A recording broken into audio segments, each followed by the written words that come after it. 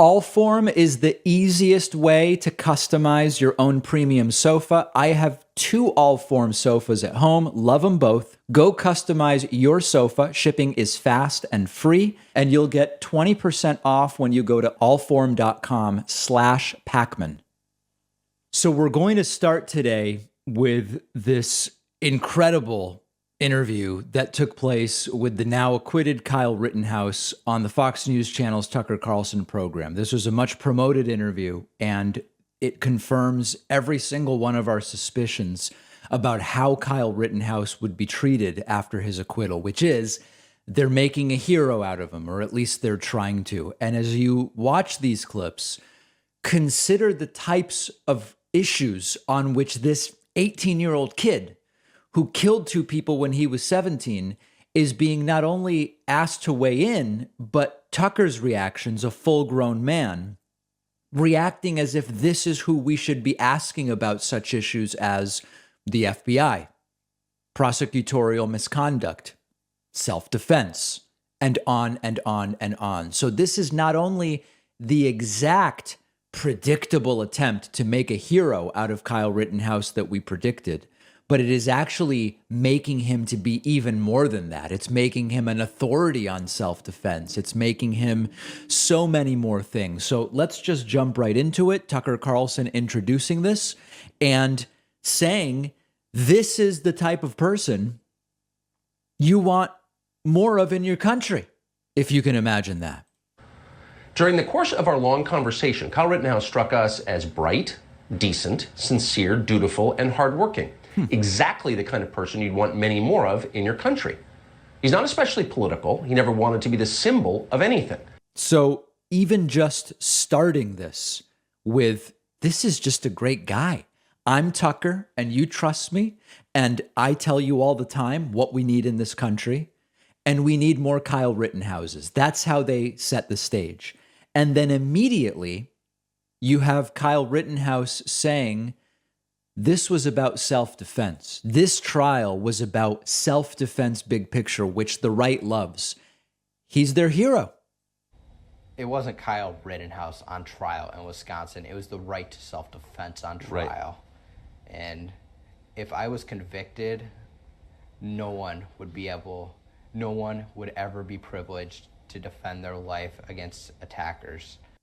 Now, what Kyle Rittenhouse wants you to believe, and what others want you to believe, is that if in this particular case there had been a conviction, and again, it could have been a conviction just on one of the counts. It could have been, well, with the Rosenbaum killing, it wasn't self-defense. But maybe with Anthony Huber it was, which my instinct was if there was going to be any guilty verdict, it would have been Rittenhouse and it would have been Rosenbaum and not Huber, but that's neither here nor there. He wants you to believe any guilty verdict here would mean people can't defend themselves anymore. However, that's an extremely myopic view of the facts, which include his choice to go there and his choice to go to provide medical help, supposedly, but with a gun, and on and on. This is not about adjudicating the trial, but it's the idea that what does this 18-year-old know about self-defense? He got himself into an insane situation, got away with killing 2 people under the guise of self-defense, but now we're going to him for advice about self-defense and what this means? It's crazy. Of course, at a certain point, you've got to bring up God, and he believes he had God on his side. You know, you just got acquitted. Yeah. I mean, like 2 days ago. Yeah. So that was the first thing I noticed, that you seem very calm. You don't seem like someone who's just been through, had his mind blown. Yeah, on the inside I'm freaking out, but the best thing you can do, you freak out, everybody else freaks out. It's like a chain reaction. Yes. So the best thing I can do is stay calm. Do you feel like you've been watched over? I believe God's been on my side from the beginning. Yeah, there you go. I mean, what an amazing perspective that Tucker is eliciting here, right? And the entire interview was essentially like this. And what's very interesting is it really illuminates the difference between a propaganda interview and a real interview. Because now we're going to look at an example of when Rittenhouse is allowed to get away with something with Tucker that he never would have been able to get away with in court. He says, after I did shoot Joseph Rosenbaum, I was going to render first aid, when in the trial, through cross-examination, it was clear that that was not the case. Well, he gets shot. You decide at that point, unless I'm misremembering, you want to go turn yourself into the police. Yes. After I shoot Mr. Rosenbaum, he tried to grab my gun. I was running away. There was a gunshot behind me. After I shoot him, I run around the car because I was going to go render first aid to him. Even this, I mean, this story is not the story that came out in the trial.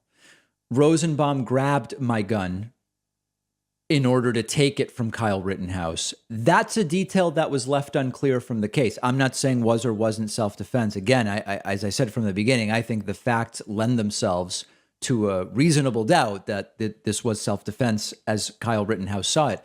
But this story, he tried to grab my gun and I still ran around the car to try to give him first aid after the first shot. That's not really what the video appears to show, but in a propaganda interview, you're allowed to get away with it.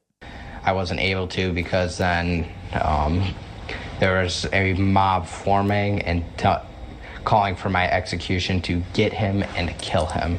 And of course, what's in between that Kyle Rittenhouse doesn't mention are the 3 further shots to Rosenbaum after Rosenbaum was already seemingly disabled. So it's not about relitigating the case. It's about understanding that this is a propaganda interview where he's allowed to give any version of events, even versions of events not backed up by the exhibits presented in the trial, and that conflict with what came out in the trial. Okay, let's look at another clip here. This case has nothing to do with race. It never had anything to do with race. It had to do with the right to self-defense. Right. I'm not a racist person. I support the BLM movement. I support peacefully demonstrating. And I believe there needs to be change. I believe there's a lot of prosecutorial misconduct, not just in my case, but in other cases. And it's just amazing to see how much a prosecutor can take advantage of somebody. So once again, this is another one of those examples of 18-year-old Kyle Rittenhouse on prosecutorial misconduct. They're making him an authority. They're making him a hero. They're making him a poster child, when just because you were accused of a crime doesn't mean you know anything about supposed prosecutorial misconduct. And he knows now, and people are commenting, oh, he supports BLM. Okay, maybe. We have no idea what that means. Maybe he does. I'm not denying that he does. It might just mean he supports BLM insofar as they have a right to be heard at protests. It could mean, it doesn't really matter here, but he's learning the talking points. And in this next clip, you're going to see him do the FBI stuff, which is, remember, among the right now, you have to criticize the FBI. And he says, I don't know if they're going to be able to keep me safe. You know how the FBI works, this is classic red meat to those who know what to listen for. To look at the facts of what happened. Do you feel the threats? I do. I see some of the threats, some of the things people say. It's absolutely sickening. Are you confident that the government will protect you from these threats? Because that's, of course, the government's job. I hope so, but we all know how the FBI works. Yeah. I mean, looking back, it's been, Okay. So he knows the talking points. He knows it. We got to be very skeptical and critical of the FBI. That's something that grew significantly under Trump. And that has become sort of a standard calling card now of right-wing media. So he's got that one. He learned that one for sure. The topic of Joe Biden came up, and Kyle Rittenhouse even given the opportunity to send a message directly to President Joe Biden. Besides, like my case. What did you make of the President of the United States calling you a white supremacist?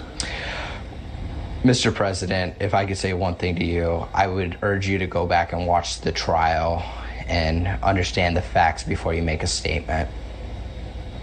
That's not a small thing to be called that. No, it's actual malice, defaming my character for him to say something like that. Defamation. We're going to come back to that because that actually comes up again. Now, in the midst of this, you might remember that all sorts of shady characters got wrapped up with Kyle Rittenhouse early on. One of them is Lynn Wood, this sort of Trump affiliated wacky attorney who's made all sorts of insane claims about COVID, as well as about the 2020 elections. And this is sort of a departure from what we've been talking about. Kyle Rittenhouse talks about how he believes he was taken advantage of by some of these lawyers who were raising money for themselves, and he was kept in jail. And it's actually, this is just a crazy aspect to this. How long were you there? I was in jail for 87 days, and this follows in with Lynn Wood, Lynn Wood was raising money on my behalf, and he held me in jail for 87 days, disrespected my wishes, put me on media interviews, which I should never have done, which he said, oh, you're gonna go talk to the Washington Post, which was not a good idea, along with John Pierce. They said I was safer in jail instead of at home with my family. And then after I'm bailed. Your own lawyer said that? My lawyer said that, John Pierce and Lynn Wood. 87 days is a long time to be in jail. It was very long. I lost a lot of weight in there. I since then gained it back. I know the feeling. Yeah. So this is crazy. This is a propaganda interview, but it also shows you that these sort of predatory figures like Lynn Wood, they're everywhere, and there's no opportunity that they won't take advantage of. And here Rittenhouse talks about how he was treated in jail. Now there's two sides to this part. Let's listen. But I didn't have running water. Seriously? I had a phone also, but I did not have running water, so I didn't shower until November 20th. How long From is that? October 31st to November 20th, I did not take a shower. That's disgusting. I smelled terrible. I felt sick. I lost weight. My health was degrading. Yeah. So what's interesting about this one is this has happened in the context of the January 6th riots as well, where, by we, I mean we on the left, have been sounding the alarm about jail and prison conditions, pretrial detention, etc., for more than a decade on this program. And the right has not cared about it until it affects them. And so now you've heard everybody from Marjorie Taylor Greene to who knows who on the right complain about the alleged conditions in which the alleged January 6th Trump rioters have been held. And now jail conditions all of a sudden are a big deal to them. And similarly, now all of a sudden with the Rittenhouse stuff, that issue is, now they care about that issue. Now, it's actually an important issue, but it's, again, the brazen nature by which they only care about it when it affects them. There have been questions, is Kyle Rittenhouse going to sue media outlets for things they said about him? Various legal opinions about whether that would go anywhere, but Kyle Rittenhouse sort of using coded language to say, yeah, we may do that. And they would like to see you help make this better by holding some of these liars to account. Do you plan to do that? I have really good lawyers who are taking care of that right now. So I'm hoping one day there will be accountability for their actions that they did. Okay, so you're intent on you're not going to let that go. Like I said. So suggesting there that there may well be defamation suits coming, and where those will go, we have absolutely no idea, but it's looking like this is going to be a very litigious year or two for Kyle Rittenhouse. And then lastly, Kyle Rittenhouse, the lionization and the heroism continues with Kyle talking about what kind of a career he wants to pursue. What do you think your life's going to be like after this? I'm hoping I can live a quiet, stress-free life. And be free of any intimidation or harassment, and just go on with my life as a normal 18-year-old kid attending college. So you're going to go to college? I am in college. I'm a student at Arizona State University. Now, in the trial, it seems like that was not true unless something has changed, but that's really neither here nor there. What I mean, are you going to go to campus and? I think I am. I want to. It's a lot of things we have to look into, so I don't know for sure yet. But I do intend on going in campus and pursuing a career in nursing.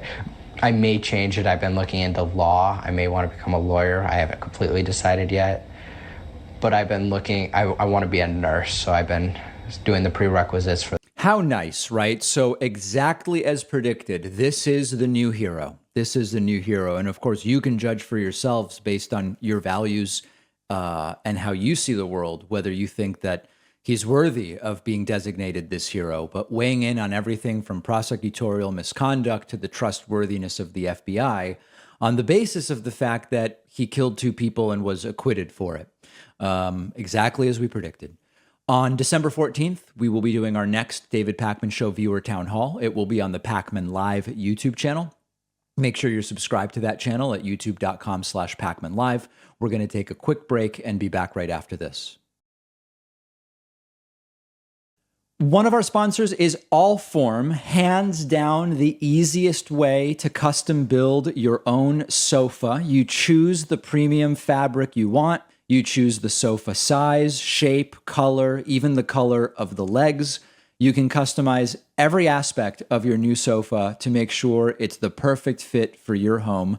I got my first Allform sofa a year ago. I just got a second one, which is really exciting. These really are the sofas I would have bought for my home. Even if Allform was not a sponsor, you really can't beat the quality, the modern minimal design.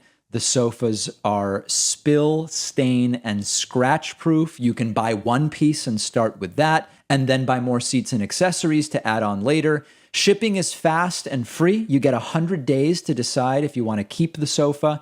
It comes with a forever warranty, and you'll get 20% off when you go to allform.com/Pakman. The link is right underneath this video. So we've been talking about the authoritarian slide of the United States over the last many years, which goes beyond Donald Trump. It accelerated under Donald Trump, but it actually goes beyond Donald Trump. And now, for the first time ever, the United States has actually been listed as a backsliding democracy. This has never happened before. The Guardian has a very interesting article about it. U.S. added to list of backsliding democracies for the first time. Visible deterioration in U.S. civil liberties began in at least 2019, says international think tank. This is the International IDEA think tank. Globally, more than 1 in 4 people live in a backsliding democracy, a proportion that rises to more than 2 in 3 when you include authoritarian or hybrid regimes, according to the Stockholm-based International Institute for Democracy and Electoral Assistance. This year, we coded the United States as backsliding for the first time, but our data suggests the backsliding episode began at least in 2019. The United States is a high-performing democracy and even improved its performance in indicators of impartial administration, corruption, and predictable enforcement in 2020. However, the declines in civil liberties and checks on government indicate that there are serious problems with the fundamentals of democracy. A historic turning point came in 2021 when former President Trump questioned the legitimacy of the 2020 election results. Hudson pointed to a decline in the quality of freedom of association and assembly during the summer of protests in 2020 after the police killing of George Floyd. International IDEA based its assessments on 50 years of democratic indicators in 160 countries. There are 3 categories for democracies, including those that are backsliding, hybrid governments, and authoritarian regimes. Another word for a backsliding democracy is creeping authoritarianism or autocratization, democratic decay, de-democratization. A gradual decline in the quality of democracy, the opposite of democratization. If unchecked, democratic backsliding results in the state losing its democratic qualities, becoming an autocracy or an authoritarian regime. Now, there's another aspect to this. The other aspect to this is that when you talk about authoritarianism and you talk about people like Donald Trump, it is not just about what they would like to see implemented. There's this other aspect we've talked about, which Princeton has studied, which is whose goals are more likely to be made policy. And in that sense, the U.S. hasn't really been a representative democracy for a long time, wherein the policy goals of the rich and of big corporations are far more likely to be made law than those of the average person. I mean, you look at things like the estate tax. The estate tax in which an individual has an $11 million exemption and a couple has $22 million in exempt money that they can pass to heirs, tax-exempt money. That benefits a very small portion of people, and yet it has been a mainstay in some form or another, to some degree or another, for a long time. And we talk about so many other rules that benefit large corporations. That's been a concern for a long time. And then now, in addition, you have this. Now, one last thing I do want to mention about this. There's another aspect to this, which is there is the belief from some on the right that aside from freedom rankings and all these different things, that there are great things in the U.S. Like, for example, the U.S. is just the best place to be doing business, to have a business, to be an entrepreneur. That's also not true. And it's important when we talk about pros and cons. Every place has pros and cons. And when we look at something like, oh no, now the U.S. is officially a backsliding democracy, when they say, yeah, but it's like the best place to do business, that's also not true. And as one example, if you look at the Open for Business rankings and you actually look at what are the places, you see that it's Switzerland number 1, Panama number 2, Canada number 3, Canada, Denmark number 4, Sweden, places that the right often likes to say are nanny state, pseudo-socialist places, rank higher for business environment than the United States. New Zealand, Norway, Ireland, many originally US-based businesses moving operations or partially moving operations to Ireland. You have Finland, Netherlands, Malaysia, Australia, Belgium. It's a very, very long list before you ultimately get to the United States, which I can't even find at this point because it is quite far down the list. Latvia, Croatia, and of course this has to do with everything from regulation to amount of paperwork, and the United States ranking 45th in the Open for Business rankings, exactly the same as 2020. So the important thing here is when they say, well, you might point out this part that's not so good, but this other one is really good, actually go and look it up because it's not always the case. And of course, if you believe in openness, democracy, anti-authoritarianism, as I do, you don't want to see the U.S. listed as a backsliding democracy for the first time. But alas, that's where we are. And this goes beyond just who's president. This has a lot to do with many different aspects, including surveillance, including corruption, including so many different things, not going in the right direction. Let's take a quick break and we'll be right back after this. Don't forget that the best way to support the David Pakman Show is by becoming a member, which gives you access to the daily bonus show, the regular show with no commercials. You also get access to our entire archive of every episode dating back a really long time and plenty of other awesome membership perks. Go to joinpakman.com and use the coupon code BETTER21 for a huge discount. Joinpakman.com. Making his triumphant return today, defiant and triumphant, I would say, to the David Pakman Show, is Andrew Yang, entrepreneur turned politician, author of the new book Forward, Notes on the Future of Our Democracy, which I was glad to take a look at a couple weeks ago when you sent it to me. Former Democratic presidential primary candidate, former New York City mayoral candidate. I mean, there's just so much to talk about, but it's great having you back on. Thanks, David. It's great to be here. It's been so long, been far too long. It has. So, you and I, we have many things in common and many things not in common. One of the things we have in common is we are pragmatists. We both run for president, David. Is that what happened? I can't. I'm a naturalized citizen, so I cannot do it. That is something I unless the law changes, I will never be able to do, sadly. But in our pragmatism, I think we both prioritize solving problems, and that comes through in the book. It came through in your presidential campaign, etc. To solve problems, we've got to figure out what created the problem. So to what do you attribute the current division that exists politically in the United States? In a word, David, incentives. But one of the things I found in researching and writing my book was that this is not normal. We are not in normal times. If you rewind a number of decades, well, if you go way back to the founding of the country, then they're not fans of political parties. The Republican Party comes about in the wake of the Civil War, starts out as the Northern anti-slavery party. But the two parties, despite trading power back and forth for about 100 years, were kind of indistinguishable ideologically until the 1960s reorganizes things somewhat with the civil rights movement. And then you have the end of the Fairness Doctrine, the beginning of cable TV in the 90s. And so the two parties have started diverging ideologically and politically really over the last 30, 40 years or so. And that's given rise to the urban-rural divide, the educated, less educated divide. But all of the political incentives now are around the extremes because 83% plus of the congressional races are decided in the primary. So in each party, in order to get reelected, you just want to not get primaried, which means you're going to be trying to keep people off your back in the extreme flank of your party. See this very clearly with the Republicans, where if someone says a bad word about Trump, they then get attacked and cast out. So you have these political incentives around the extremes, and then you have media incentives compounding those extremes by separating us into ideological armed camps at this point. And then you have social media on top of it. So this is why we feel like we're careening towards political violence and worse.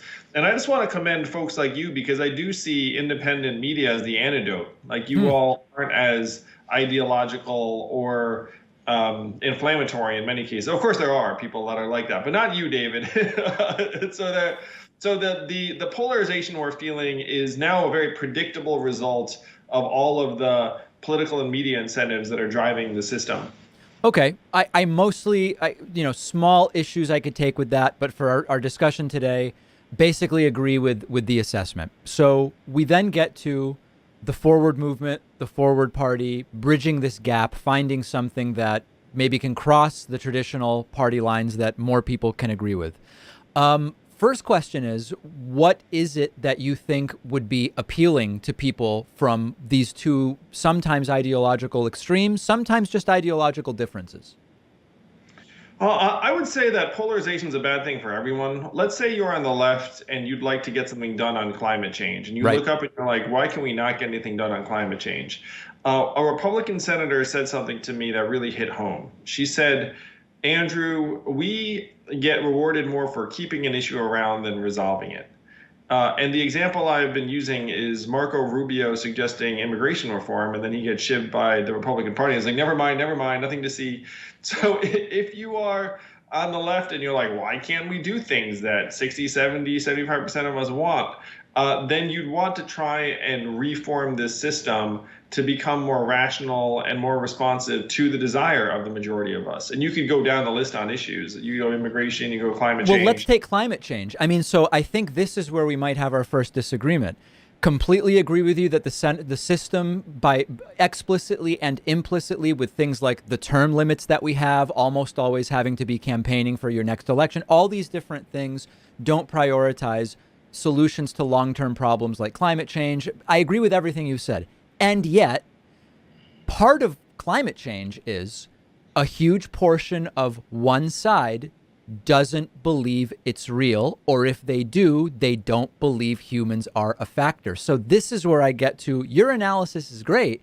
I don't think it accounts for, it's more than that. When one side simply won't accept the science, how do you get those people to buy in? All right, so let's play this out. Yeah. What proportion of Americans don't believe that climate change is real or caused by humans? The last I've seen, it's, I wish I had the data in front of me. I think it's about half or 60% of Republicans don't believe it's caused by humans, and maybe 25, 33%, something like that, don't believe it's even happening at all. Yeah, so that lines up with what I thought the numbers were roughly. So let's imagine that you have gross numbers, 35% of Americans who either don't think climate change is caused by humans or it's not a big deal or whatever it is. And that percentage is declining happily or unhappily because it's becoming so apparent around us. Yeah. So right now you have a Republican Party that is motivated by that, let's call it, for argument's sake, roughly half of the Republican Party or a bit more does not think climate change is something we should do anything about. Sure. The problem is that that relative minority ends up controlling the agenda for half of the country and then can stall any real move to change it. Yes. So let's say hypothetically, instead of having two parties, we had four parties or five parties, and you had progressive Democrats, moderate Democrats, forwardists, moderate Republicans, and conservative Republicans. And the conservative Republicans would be like, hey, climate change, bunk, let's not do a thing. But then you'd have four, like the four other groups look up and say, we should do something about it. So what you're seeing here is not quite minority rule, but it's minority veto, or it's minority keeping anything from happening. And so this is the system as it currently is made up. So the thing that I want people to come to grips with is that politics right now is completely tribal. And you can be very, very angry at what another tribe says or feels. But the problem right now is that we only have two tribes, and it doesn't take much to gum up the works, which is why we're all losing our minds, getting more polarized and frustrated. Yeah, and so this gets us to really a discussion of third parties. And I'm curious, I have a view as to why third parties have not become more significant at the national level. I'm curious what your view is. My view is it's essentially two things. It's not for lack of want of more options. It's not for lack of political diversity. It's not because of the desire for more political diversity in the major parties. People want that. It's two things. One, that the side whose third party does best ultimately risks being a spoiler, and people who say, I'd like a third, this is the age-old Green Party thing. I mean, this is not new, right? Oh, I like this. It probably gets the people I really don't want in power if it goes well. And number two, connected to that, how politics is financed in the United States as well. Those are, for me, the two main reasons. Why? What do you see? In a word, incentives. So if you decide to break from the two major parties, all of a sudden you don't have capital structure, you don't have votes, you don't have media. Yep. And so you're in the wilderness. Now, I do want to return to you're going to mess it up for whatever team you're closer to. Mm-hmm. This is one reason why the first big move the Forward Party is making is to push for ranked choice voting combined with open primaries, because if you had ranked choice voting in an election, you could vote Green 1, Democrat 2, Republican 3, and then no one needs to worry about it. The problem right now is that the duopoly wants to stifle any competition, and it uses fear. It's like if I had a buck for every time someone said, oh, you're going to mess it up for the Democrats, even though the numbers do not make it clear that that's exactly what I'd be doing. And I have said absolutely nothing about a national race. Like, I'm trying to get things done at the local level for 22. But if you were to shift to ranked choice voting, then the spoiler effect disappears, which is exactly why we need it, and also exactly why the duopoly doesn't want to talk about it. Because to your point, at this point, a majority of Americans want to move on from the duopoly. We know it's not working, but we just keep being told we can't have it because of this archaic voting system that we could change. If enough of us got together to say, look, let's just do everything by ranked choice voting, no more spoiler effect. But the parties don't want that, because the parties know that we actually don't like them very much. And that the only reason we're choosing A is because they're trying to scare us about B. So the question then becomes, how do you, I mean, this is sort of like when an elected official says, as soon as I get in, I'm going to do voting, election reform and campaign finance reform. It's like, hold on a second. You're going to come to power under the system we have and then change the system that worked to get you in power, to go to incentives. It doesn't seem like you'll be super incentivized to do that. The same question sort of applies here. If we need to make the changes you're talking about to campaign finance and how votes are counted first past the post in order to make the third party more reasonable, more viable, how are we going to make those changes? So the Forward Party has two major endeavors in 2022. Okay. Number one is that, and it turns out because the political parties are made up, that we could actually get together and change to an open primary and ranked choice voting at the state level. Yes. In 24 states around the country, if just enough of us got together. And for people who think like, oh, this will never happen, it happened last year in one state, Alaska, 2020, changed from party primaries to open primaries and ranked choice voting. And you immediately saw the result when Senator Lisa Murkowski of Alaska voted to impeach Donald Trump, the only Republican senator to do so who's up for re-election in 2022. Her approval rating among Alaskan Republicans is now 6%. So it is genuinely politically suicidal for a Republican to go against Trump. But she can skip the party primary. It doesn't exist anymore. You have an open primary, so she can take her case to the entire Alaskan public and then say, look, like, I'm an independent person, bring me back. So if we make the same change that Alaska made in 3, 4, 5 states around the country in 2022, imagine 6, 8, 10 senators, some of them Republican, who are then free of the thrall of their party, free to do what they think is right. Maybe they'll even support protecting secretaries of state from election interference. This is something we can do if we had enough Americans get together and do what they did in Alaska. So that's step one, which we don't have to wait for anyone to do. We can do it right now if there are enough of us. So that's what the Forward Party is about, trying to gather that movement. The second thing is we can support candidates who are fighting on principle as Democrats, Independents, or Republicans. And I'm just going to call out someone who I doubt people in your program talk much about. There is a West Virginia congressman named David McKinley who co-sponsored a cash relief bill that I lobbied for and voted yes on infrastructure. He's one of the 13 Republicans to do so. He's now facing a fight with a Trumper. And who the heck is going to help David McKinley? Like, the Democrats would be like, oh, he's a Republican, so screw it. But I'm going to suggest that a lot of Americans should be getting behind David McKinley and some other reasonable Republicans who are endangered species because they're taking flack for doing the right thing. So that's interesting. So you mentioned a Republican. Is there a prominent Democrat right now that people in my audience might know that you think is particularly suited and tailored for the milieu of the Forward Party, as you describe it? I believe Elizabeth Warren came out as pro ranked choice voting when it was up on the ballot in Massachusetts last year. So anyone who's for ranked choice voting, I'm excited about. And there are a number of prominent Democrats and democracy reformers who have taken that stance. I think Corey might have done so as well. I'm really curious about the coalition that you envision to some degree. You know, when I told my audience that you were going to be on, the most frequent question I got in different iterations was, who exactly that currently considers themselves to be on the right does Andrew Yang imagine bringing into the Forward Party? And to kind of make it a little more specific, you know, we would imagine that there's lots of progressive Democrats, more centrist Democrats, even some folks who really consider themselves centrist, maybe in the kind of line of even like a John McCain, who like the idea of some of the reforms you're talking about. And that all kind of makes sense to me.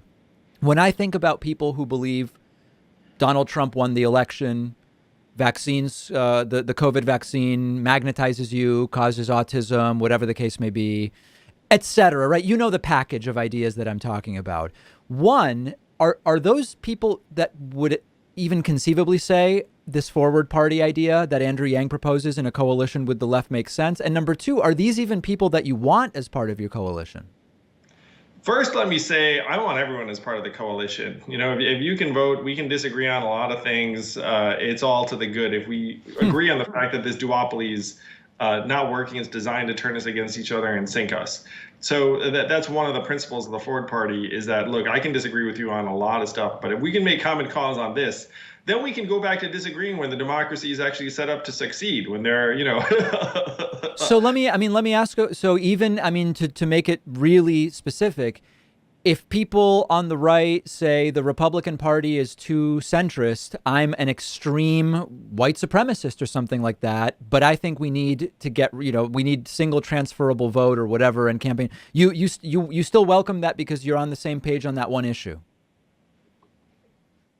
Yeah, if they're going to help us transition to a more effective democracy, I don't need to know what their stance is on things that I disagree with. People have a sense of where I'm coming from. Okay. But right now, I believe that there is an existential threat to the country as a result of the greatest design flaw in the history of the world. That is, and if you will help us resolve that design flaw, then we can have a discussion about anything else under the sun. at a time when the democracy actually will stand the test of time. When we transition to a multi-party system where you can't make any autocratic or authoritarian decisions, you have to somehow get 2 or 3 other parties on board. Okay. All right. Fair. So on the question of, is everyone literally welcome? The answer is yes. That's fine. That's legitimate. So that's clear. Now, in terms of to whom that currently typically votes for Republicans would this appeal, where are you on that?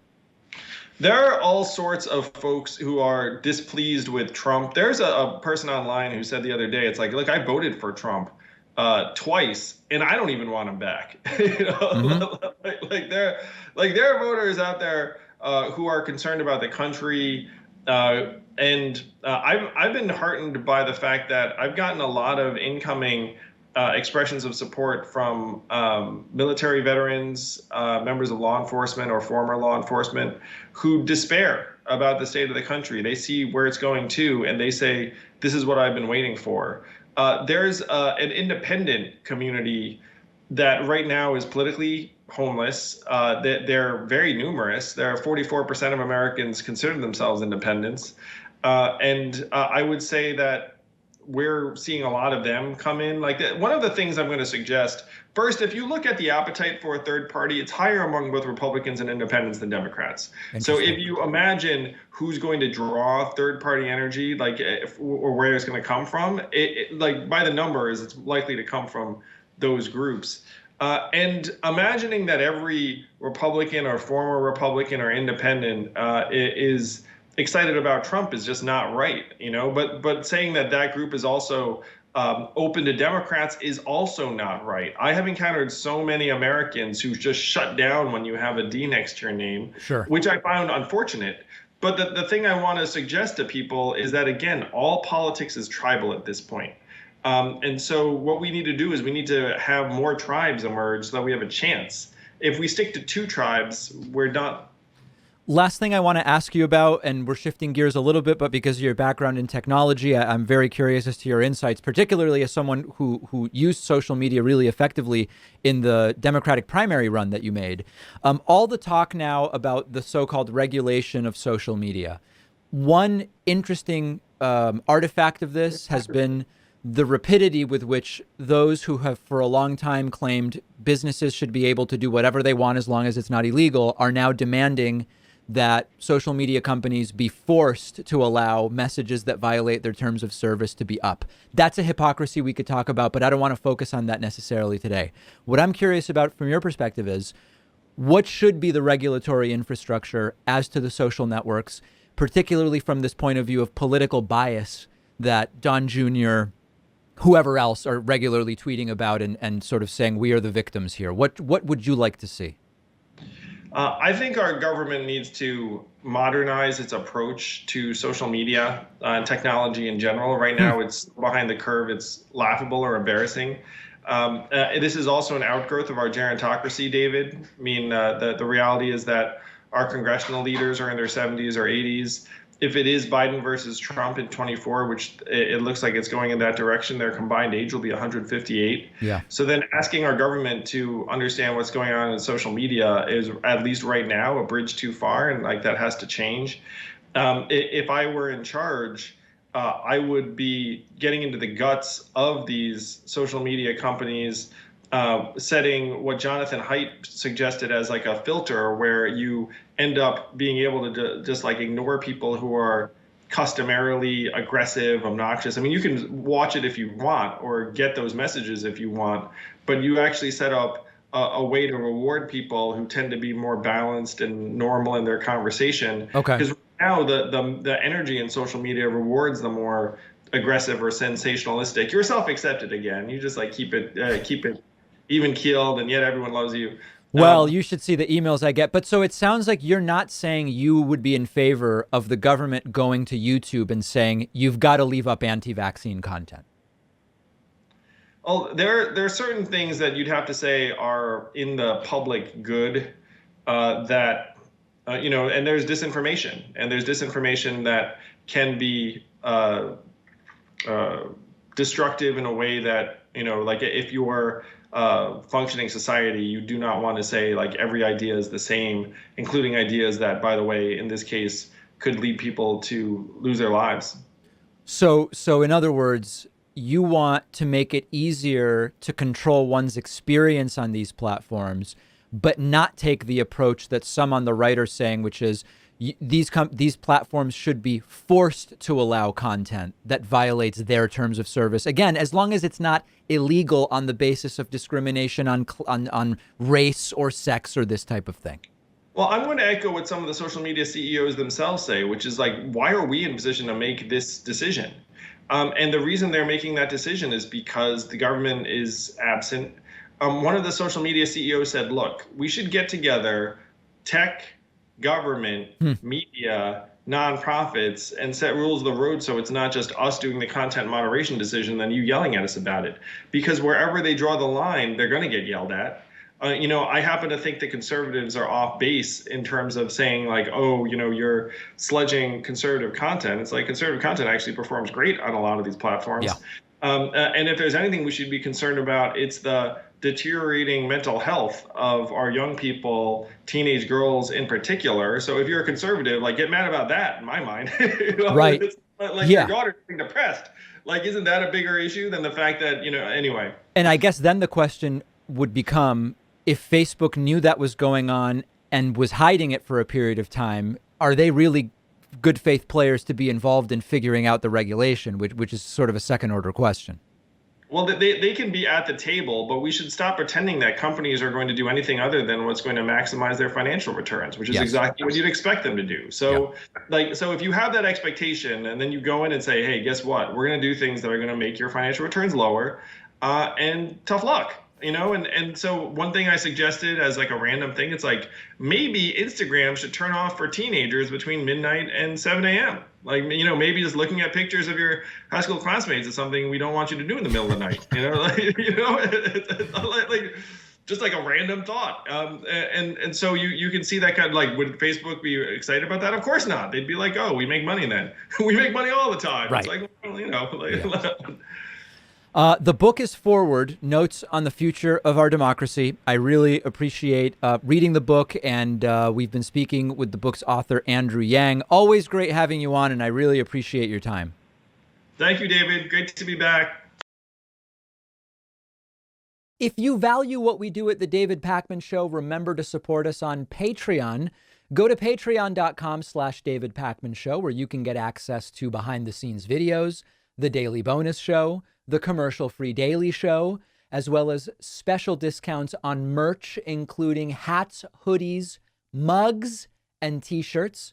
You can support the show for as little as $2 a month. Check it out at patreon.com/David Pakman Show. All right, we teased that this might happen, and it's happening. Beto O'Rourke, former Democratic presidential candidate, is running for governor in Texas against Republican incumbent Greg Abbott. I think, number one, this is great. This is exciting. It would be fantastic to remove Greg Abbott. Greg Abbott's approval ratings have been sinking and sinking and sinking in the context of his total humiliating, farcical mishandling of COVID. But can Beto O'Rourke actually win in Texas, particularly given some of the things he said about guns in the past? I hope the answer is yes, but I don't know. Beto O'Rourke held a gubernatorial campaign kickoff in Dallas, announced his candidacy Monday. 3 Republicans are also running for the office. Now, the rally speech that he gave was good. He's a good speaker. All considering, he's excites people to some degree. Let's listen to a little bit of it. Greg Abbott chose not to expand Medicaid, would not take yes for an answer from the federal government when they offered to pay 95 cents on the dollar for expanded health care in Texas. We are the least insured state in the country by a Texas mile. There are more who cannot see a doctor or fill a prescription or take their child to a therapist than in any other state in the union. In this community, we still see people dying of diabetes 100 years after insulin was developed, which cost pennies to distribute. Still, some people in Dallas cannot afford to buy it and are dying of it. The common flu curable cancers. These things are taking our moms, our dads, our grandparents. So these are great talking points, but are they the right talking points for Texas? I don't know the answer. As 538 has written about, Texas voters have soured on Greg Abbott, but that doesn't mean they'll vote for Beto O'Rourke. Abbott is not as popular as he once was. His disapproval has now climbed close to 50. His approval is below 45. But the question that 538 asks is, what about voters in looking at Abbott versus Beto O'Rourke? And it looks okay for Beto O'Rourke, but he has similar dislike numbers to Greg Abbott, and he's only now starting to run for something. He's not the incumbent governor. That's potentially a red flag. The point in favor of Greg Abbott, quite frankly, is this horrible abortion law that's been passed in Texas. I'm sorry, the point in favor of Beto O'Rourke against Greg Abbott is the abortion law that's been passed in Texas, which we've discussed. That's certainly something that could mobilize voters. But I have real concerns because I imagine that this clip is going to be played on repeat. This was when Beto O'Rourke, during one of the Democratic presidential debates, was asked about firearms. And this is, my advice is always just don't even talk about firearms in campaigns, because it really just mobilizes Republicans to vote against you. But remember this. Are you proposing taking away their guns, and how would this work? I am. If it's a weapon that was designed to kill people on a battlefield. Right. So that did well with a Democratic crowd. But as I've said before, that can really crush you in Texas. So I'm excited about this. It would be amazing to remove an incumbent Republican governor in Texas and replace him with a Democratic challenger. We're going to be following this race. We're going to be talking about it a lot, helping and hoping to inspire people to get mobilized there. I just don't know if Beto O'Rourke is actually the right candidate, and I'm not the only one who has this concern. So we are going to continue following that very closely. The legal problems for conspiracy theorist Alex Jones and for former Trump associate Roger Stone continue. And you might remember that on the one hand, Roger Stone was convicted and subsequently pardoned, but he has had his fair share of legal trouble. Alex Jones is in the middle of multiple lawsuits, including some related to his conspiracy theories and false claims of a false flag in the context of the Sandy Hook shooting back in 2012. And they both now have even more legal troubles. Alex Jones and Roger Stone have been subpoenaed by the House panel investigating the January 6th riots. The panel said it subpoenaed Trump spokesman Taylor Budowich, Republican political operative Roger Stone, and conspiracy monger Alex Jones, as well as two others, in a report by CNBC. The House panel says the new recipients who have been asked for testimony and documents are believed to have knowledge of the plans and funding for the rallies on January 6th. Now, we're going to see whether they actually respond to these subpoenas or whether they will end up being held in contempt. But these are clearly key figures, and there's a few different things to think about. Steve Bannon has also now been indicted for his ignoring of a subpoena from this committee. So a few different things. Number one, it really seems like Alex Jones is an important figure in the January 6th Trump riots. The day before the riots, there's a video that was posted to his website, Infowars.com, which shows him telling a crowd in Freedom Plaza in Washington, D.C., "We have only begun to resist the globalists," or globalists, as he says. "We have only begun to fight against tyranny. They have tried to steal this election in front of everyone. I don't know how this is all going to end," he said, "but if they want to fight, they better believe they've got one." That was the night before the January 6th riots. This guy seems to be up to his eyeballs involved in this thing. And he has now been subpoenaed. Roger Stone has now been subpoenaed. Trump spokesman Taylor Budowich has been subpoenaed. And of course, Stephen Bannon ignored his subpoena and has now been indicted for that. Will we ever really learn the full scope of the planning, the pre-planning that went on? I don't know if we will. I really don't. But it's pretty clear that these guys are up to their eyeballs in this stuff, and the January 6th committee should keep going and going and going. There may not be political consequences. In fact, unfortunately, I think there probably will not be. The elected officials who were involved are mostly in safe red districts, in safe red states, or not even up for reelection when it comes to senators in the immediate future. And they will most likely all get reelected. And there probably won't be legal consequences for them. But when it comes to people like Alex Jones, whoever they can get, they should pursue if that's where the evidence points. And that is absolutely where the evidence is pointing right now. So continued legal trouble for Alex Jones and others, and we'll see what comes of it. We have a voicemail number. That number is 219-2-DAVID-P. You can call absolutely anytime you want. Yesterday on the show, I sort of offhandedly made an analogy when it comes to asymmetric risk and a mathematical term called expected value, and I talked about a 10-sided die, and I incorrectly said the expected value would be 5. I got a number of polite voicemails and emails saying, David, you got that wrong. Here is one of them. David, sir, I believe you made a mistake in your discussion of expected value on the show. Yes.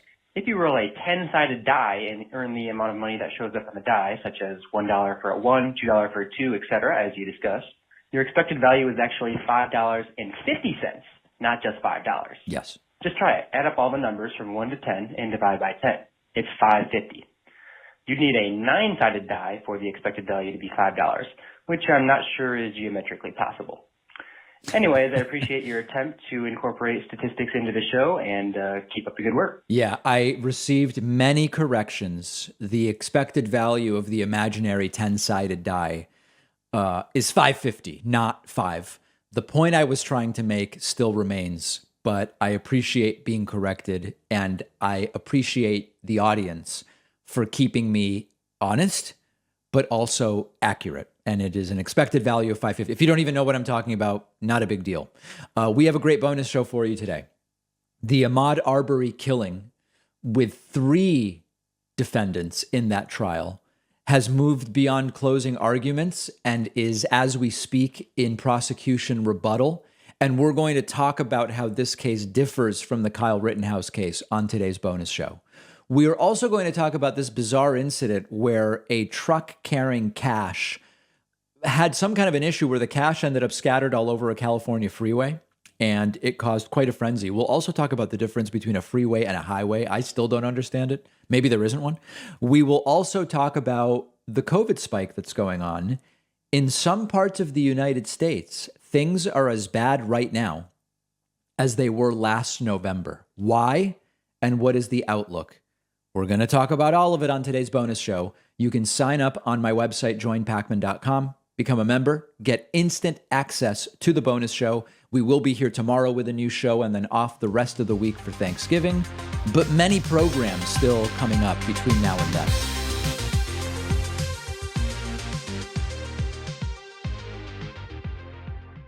Thanks a lot for watching today's show. I just want to take a second to tell you about today's sponsors. Allform is the easiest way to customize your own premium sofa. I have 2 Allform sofas at home, love them both. Go customize your sofa. Shipping is fast and free, and you'll get 20% off when you go to allform.com/Pacman.